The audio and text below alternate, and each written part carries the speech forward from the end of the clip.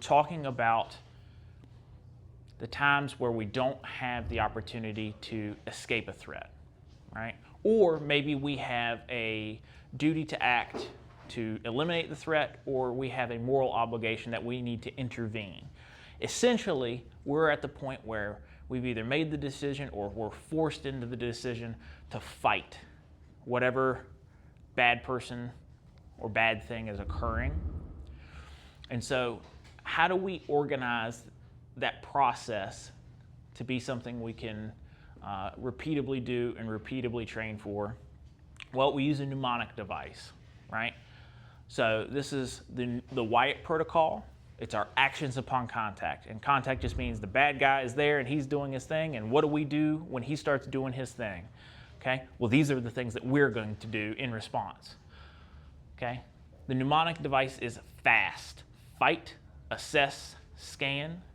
And then the T portion is kind of where our tactical medicine comes into play, but there's some other things that are going to be associated with it, and they're going to be driven by the context of what's going on right in that moment. So top off, take cover, treat injuries, and talk. So fight, right? We're gun-toting folks, we've got guns, but fighting doesn't necessarily mean I only am using my gun. It might mean that you use some martial arts training, it might mean that you use a knife, it might mean that you get the broom and beat the guy over the head, it might mean you pick up a rock. Biblically, rock was the first weapon, right? Right, so fighting, it just encompasses any way we're going to use force against this bad guy. Okay, so we would fight, and then we have to figure out, we have to assess, we have to figure out, do we need to fight anymore? Right? That's the assessment portion. All right, I've fought this guy, shot him. Do I need to fight him anymore? And if you do, then we circle back to fight. Right? So we may have to revert back to any of these things at any point if a threat appears again.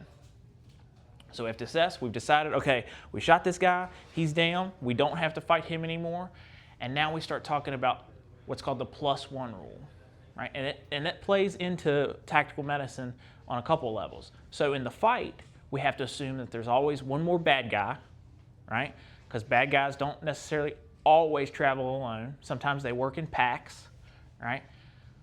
So we have to assume there's more than one bad guy, there's more than one threat. So we're scanning for threats, right? So 360 degrees, we're scanning for a threat. And then maybe even looking up and looking down, depending on where we're at and depending on the elevation and all sorts of things, right?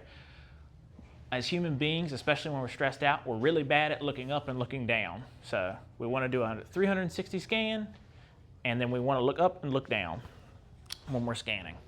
And then if we do find other threats, then we go back to fight. And then we repeat this process till we get all the way through it until there are no more threats. Okay, now the T portion. This is really kind of the big thing we're going to talk about for Introduction to Tactical Medicine. So, top off, right?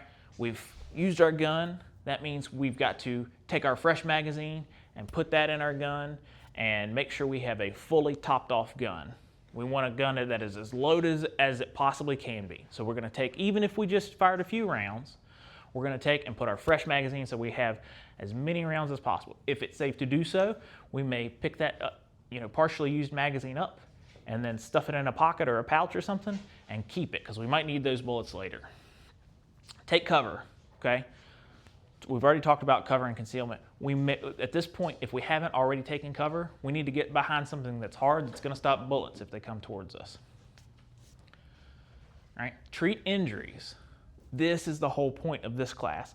So we have to do all of this stuff before we can get to the treat injuries portion, right?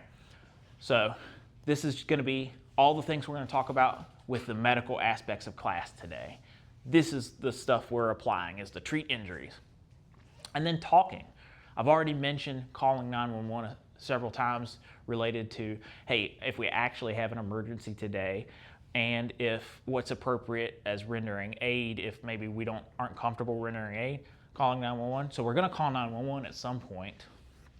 So calling 911, if you're in a crowded space, or let's say you're working with customers that are also on the range and you're dealing with this, you're going to have to communicate with them. Hey, the range is cold. We're going to put our guns away. Or, hey, Susie, I need you to go get the medical kit out of the foyer of the church here, and bring that to me. Okay? You're going to have to communicate. You're going to have to talk to people. If the police show up, I would advocate you to limit how much you're saying to them, just to the facts, and then, especially if there's still an ongoing threat, just the facts. Hey, there's a bad guy, he's over there. Thank God you're here. We called you.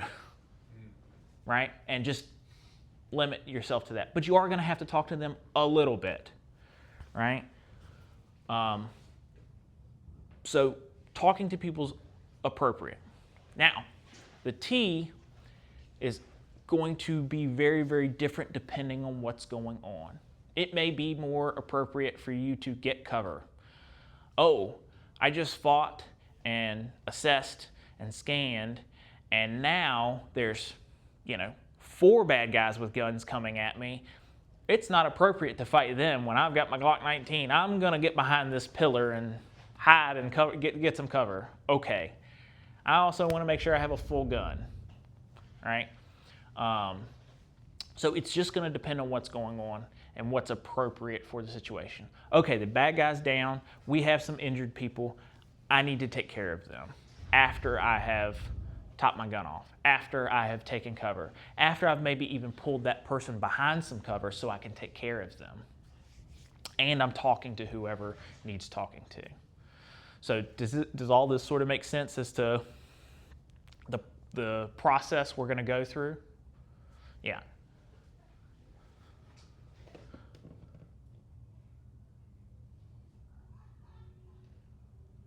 And I first learned the Wyatt protocol when I took fighting pistol at tactical response.